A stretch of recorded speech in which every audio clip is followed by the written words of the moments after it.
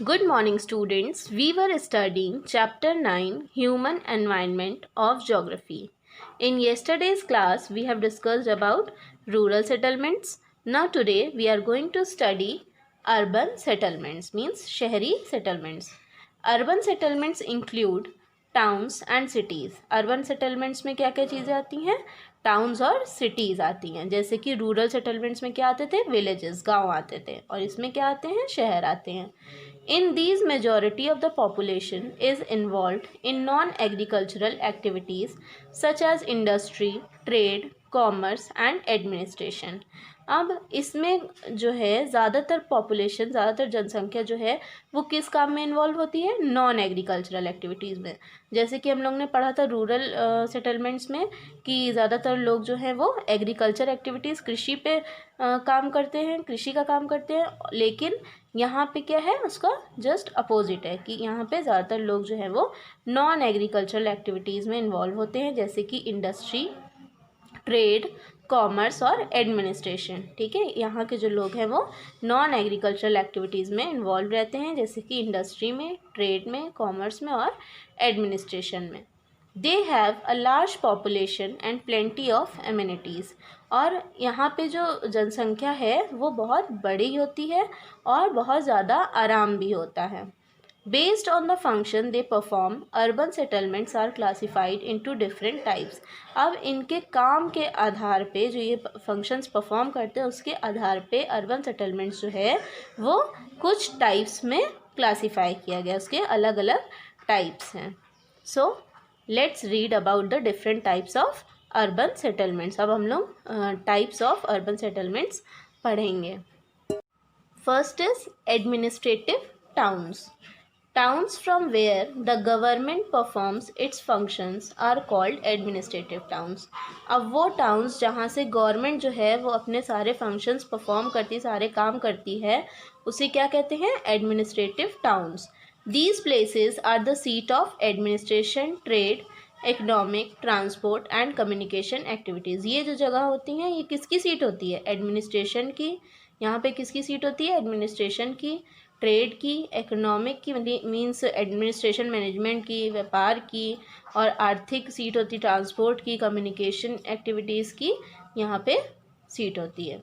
They not only include capital cities of all countries but also all the important administrative centres like provinces, states, districts etcetera. अब इसमें सिर्फ administrative towns में सिर्फ capital cities नहीं आती हैं हर देश की. सारे जितने भी महत्वपूर्ण एडमिनिस्ट्रेटिव सेंटर्स होते हैं, चाहे वो प्रोविंसेस हों, स्टेट्स हों, डिस्ट्रिक्ट्स हों, ये सब इसमें इंक्लूड होते हैं. फॉर एग्ज़ाम्पल अगर हम एग्ज़ाम्पल देखें एडमिनिस्ट्रेटिव टाउन्स का तो वो क्या है? Delhi and Mumbai in India. Delhi और मुंबई जो हैं वो क्या है? एडमिनिस्ट्रेटिव टाउन्स हैं इंडिया के. लंदन इन यूके, और लंदन जो है यूके में वो एडमिनिस्ट्रेटिव टाउन है. एंड वॉशिंगटन इन यूएसए, और वॉशिंगटन जो कि यूएसए में है वो क्या है? एडमिनिस्ट्रेटिव टाउन है. अब जैसे कि हमारे इंडिया में दिल्ली और मुंबई जो है वो एडमिनिस्ट्रेटिव टाउन क्यों है? क्योंकि जितने भी गवर्नमेंट फंक्शंस होते हैं वो कहाँ से परफॉर्म होते हैं? यहीं से, दिल्ली से, है ना. Next is industrial towns. Cities and towns in which industries are set up for production and manufacture of goods are called industrial towns. अब industrial towns क्या होते हैं? जहाँ पे वो शहर या कस्बे जो जहाँ पे इंडस्ट्री सेटअप होती हैं, किस पर्पज़ के लिए? प्रोडक्शन के पर्पज़ के लिए या फिर गुड्स मैन्युफैक्चर करने के लिए. उसे क्या कहते हैं? इंडस्ट्रियल टाउन्स कहते हैं. इंडस्ट्रियल टाउन्स कौन से होते हैं? जहाँ पे इंडस्ट्री सेटअप होती है. सम एग्ज़ाम्पल्स आर, और उन कुछ एग्ज़ाम्पल्स जो हैं इंडस्ट्रियल टाउन्स के वो हम देखते हैं. Jamshedpur, Bokaro and Rourkela in India, Pittsburgh in USA and Manchester in UK. ठीक है, ये कुछ एग्ज़ाम्पल्स हैं किसके? इंडस्ट्रियल टाउन्स के. Next is cultural and religious towns, mean सांस्कृतिक या फिर धार्मिक towns. Towns of religious, cultural और educational importance came in this category. अब वो टाउन्स जो जिनकी रिलीजियस, कल्चरल या फिर एजुकेशनल इम्पोर्टेंस है वो इस कैटेगरी में आते हैं. अ फ्यू एग्जाम्पल्स आर, अब कुछ एग्जाम्पल्स हम लोग कल्चरल और रिलीजियस टाउन्स के देखेंगे. वो क्या है? प्रयागराज, जिसे पहले इलाहाबाद कहा जाता था. Varanasi, Ayodhya and Shanti Niketan in India, Oxford and Cambridge in UK and the Vatican city. ठीक है, तो प्रयागराज जिसे पहले इलाहाबाद कहा जाता था, वाराणसी, अयोध्या और शांति निकेतन इंडिया में क्या है, कल्चरल और रिलीजियस टाउन्स हैं। ऑक्सफोर्ड और कैम्ब्रिज जो कि यूके के रिलीजियस टाउन्स हैं, कल्चरल टाउन्स हैं। और वेटिकन सिटी, ठीक है, ये सब क्या है, ये सब कल्चरल और रिलीजियस टाउन्स हैं। Next is defence towns, centres for military activity like army headquarters, naval dockyards and air bases are called defence towns और कैंटोनमेंट्स। अब डिफेंस टाउन्स कौन से होते हैं, वो सेंटर्स जहाँ पे मिलिट्री एक्टिविटी होती है, जैसे कि आर्मी के हेडक्वार्टर्स होते हैं। नेवल डॉकयार्ड्स मीन्स जहाँ पे नेवल शिप्स जो होती हैं उनकी रिपेयरिंग या फिर मेंटेनेंस होता है। एंड एयर बेसिस जहाँ पे मिलिट्री के, आर्मी के एयरपोर्ट जो होता है उसे एयर बेसिस कहते हैं, जहाँ पे मिलिट्री और आर्मी के एयरक्राफ्ट जो होते हैं उसे रखा जाता है और वहीं से वो लैंड ऑफ करते हैं, आर कॉल्ड डिफेंस टाउन्स और कैंटोनमेंट्स। और इस तरह की जो एक्टिविटी जिन टाउन्स में जगह लेती है, जहाँ होती है, उन सेंटर्स को क्या कहते हैं, डिफेंस टाउन्स या फिर cantonments. They are mostly in the border states, और ये ज़्यादातर कहाँ पे होते हैं, बॉर्डर स्टेट्स, जिन राज्यों में बॉर्डर होता है। सम एग्जाम्पल्स आर, अब कुछ एग्जाम्पल्स जो हैं डिफेंस टाउन्स के वो क्या है, Barrackpore, Ambala, Agra, Meerut and Udhampur in India. ये जगह जो हैं वो कहाँ की है, इंडिया की। बराकपुर, अम्बाला, आगरा, मेरठ और उधमपुर जो हैं वो क्या है, डिफेंस टाउन्स हैं इंडिया के। And Plymouth and Portsmouth in UK, और प्लाईमाउथ और पोर्ट्समाउथ जो कि यूके में है, ये क्या है, डिफेंस टाउन है। Next is residential towns. Residential towns are mainly meant to provide residence to people. अब रेजिडेंशियल टाउन्स जो होते हैं वो मेनली किस पर्पज से होते हैं, जहाँ पे लोगों को रेसिडेंस दिया जाता है, मीन्स जहाँ पे लोग रहते हैं, जहाँ लोगों का घर होता है, वो टाउन्स कौन से होते हैं, residential towns. Examples are Chandigarh in India and Richmond in London. ठीक है, चंडीगढ़ जो कि इंडिया में है और रिचमंड जो कि लंदन में, ये क्या है, रेजिडेंशियल टाउन है, मीन्स यहाँ पे सिर्फ लोग रहते, लोगों का घर होता है। Next is port and mining towns. These are the cities and towns that have developed near the mining areas or around a large port. अब ये वो सिटीज़ और टाउन्स होते हैं जो कि कहाँ डेवलप होते हैं, माइनिंग एरिया, जहाँ खुदाई वाले एरियाज़ होते हैं वहाँ पे होते हैं, या फिर लार्ज पोर्ट, कोई बहुत बड़ा पोर्ट होता है उसके आसपास होता है। Dhanbad in India and Johannesburg in South Africa are examples of mining towns. अब धनबाद जो कि इंडिया में है और जोहान्सबर्ग जो कि साउथ अफ्रीका में है, ये कुछ एग्जाम्पल हैं माइनिंग टाउन्स के।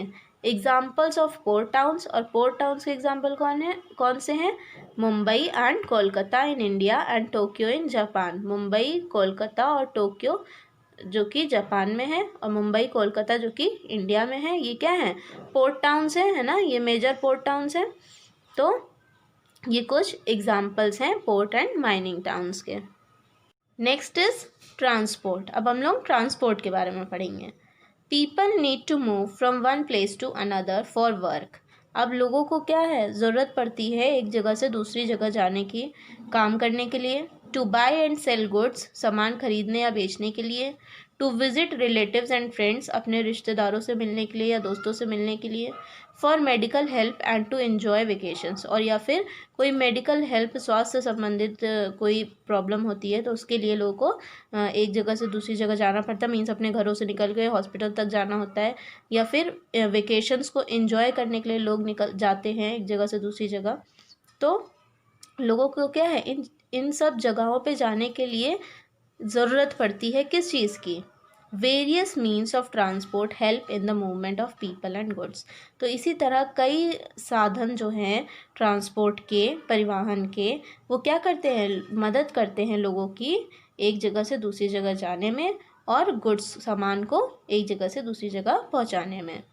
Relief feature and economic activities determine the development of transport of a region. अब relief features means राहत कार्य, और जो इकोनॉमिक, आर्थिक स्थिति को ध्यान में रखते हुए ट्रांसपोर्ट का डेवलपमेंट हुआ हर क्षेत्र में।